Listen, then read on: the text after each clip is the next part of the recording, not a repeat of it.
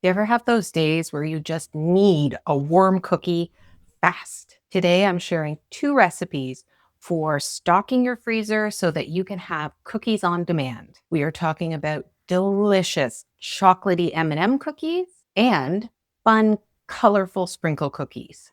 One for the chocolate lovers and one for the vanilla lovers. So whatever mood you're in, you've got a backup.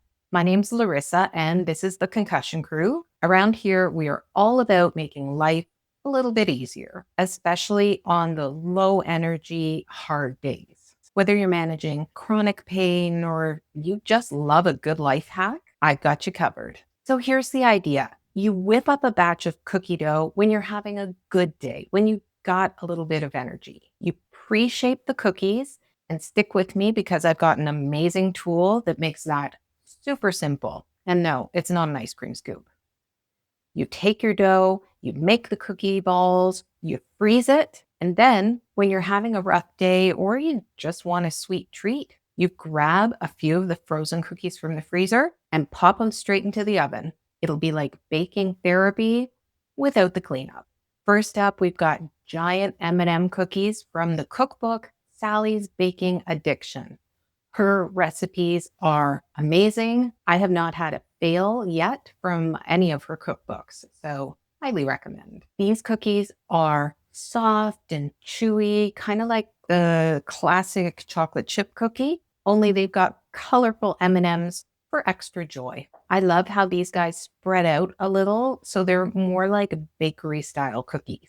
I'm going to put the amounts in the description below, but you're going to start by whisking the flour, baking soda, and salt together and then setting that aside. And then in my mixer, I'm beating the butter on medium-high speed until it's smooth, and then adding the brown sugar and the granulated sugar, and then beating for another 2 minutes. Then adding the eggs and the vanilla and mixing it on low until it's all combined. And it is a very heavy dough, so I switch over to my paddle to add the M&Ms. If you're baking them same day, you're going to need to chill it for about 2 hours. For me, I pack it into the cookie dough former, pop it in the freezer overnight, and then I've got cookie dough ready to go whenever I want. I bake them at 350 for 18 to 20 minutes, but it'll vary depending on your oven.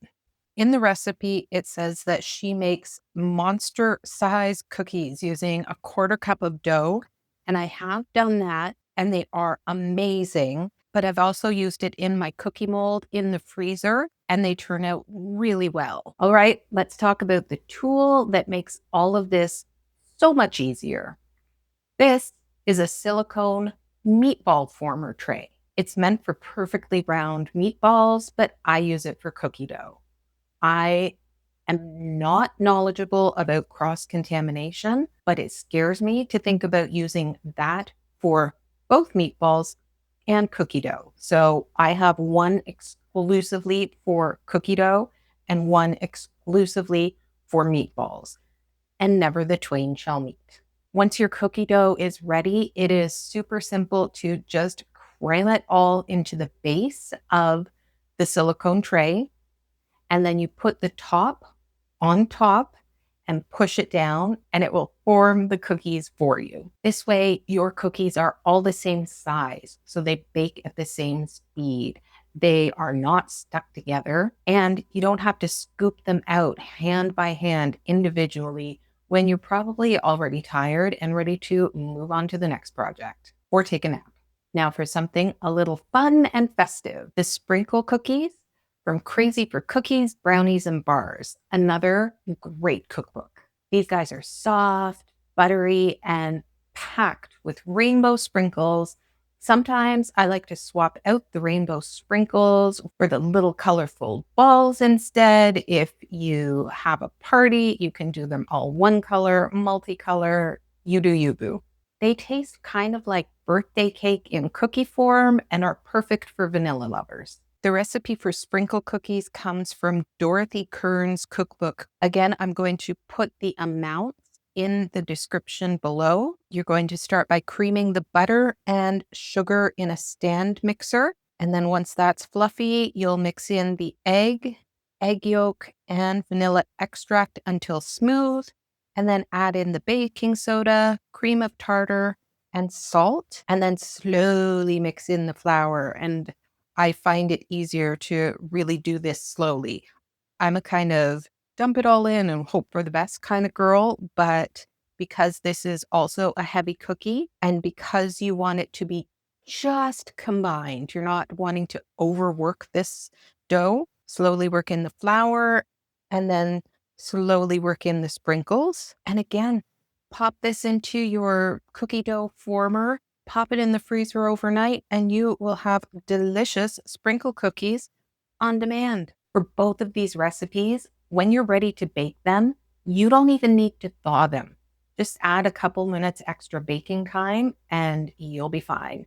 They'll be delicious and they turn out perfectly golden around the edges and soft in the middle. So whether you're a chocolate person or a sprinkle person, I hope that you give these guys a try. They've saved me on more than one bad day. And they are also perfect for unexpected guests and late night cravings.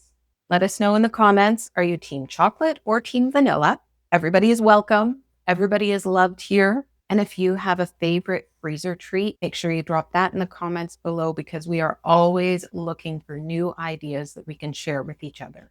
Thank you so much for sticking with me. I hope this was helpful and I hope that you remember that you are not alone trying to find ways to make life a little bit easier. Guys, I am trying to get ready to film. I have been scrubbing my stove hard. In the last few months, I've tried multiple different products and it will just not get clean. It turns out that the reason all of this gunk won't come off is because I have still had the protective film on my stove the whole time for over a year. Like, what am I even doing with my life? Come on. Okay, please tell me that I am not the only one who's done this.